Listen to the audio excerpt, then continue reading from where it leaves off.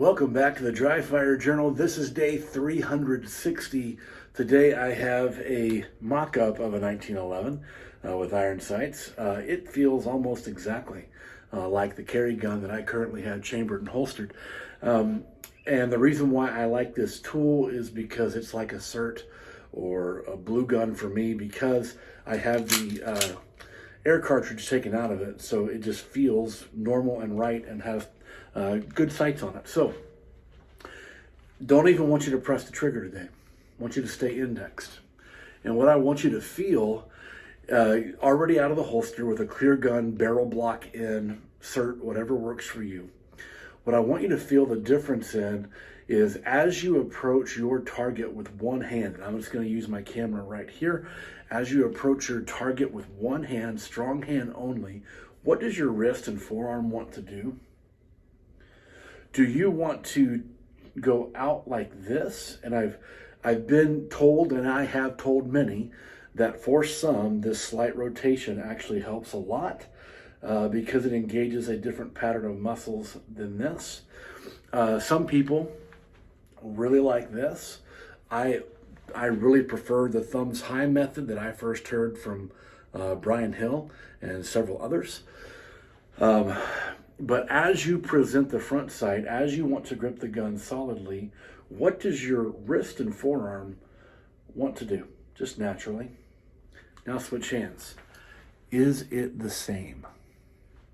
Now I'm going to go weak hand only. For me, weak hand only, I need to be totally straight up and down. Totally straight up and down.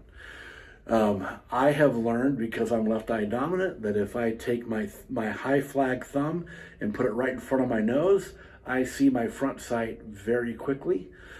And I know that for my strong hand, I like to be just slightly canted, have a bunch of nerve damage.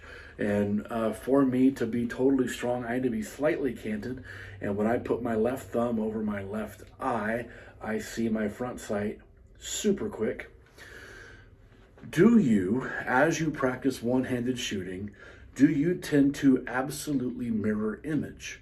This is really important to consider because you may have different strengths, and I say may, but I'm meaning you most likely do, have different strengths in your forearms and wrists because of usage.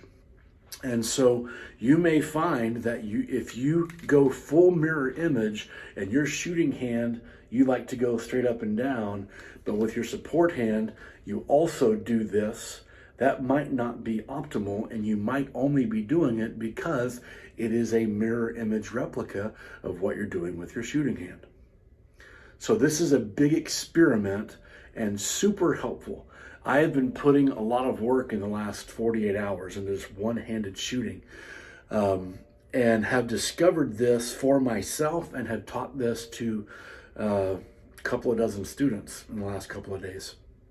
That when we're doing one-handed stuff, we often tend to want to mirror image when that may not be the right thing to do.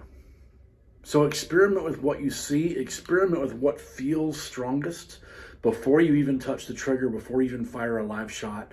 Do this in dry fire and see what works best for you. So what I have discovered is that for me, if I really want to present, I need to do this and I need to do this. They do not look the same. They both get the job done, but they do not look the same. Figure this out for yourself. Let me know how it goes. I'll see you tomorrow.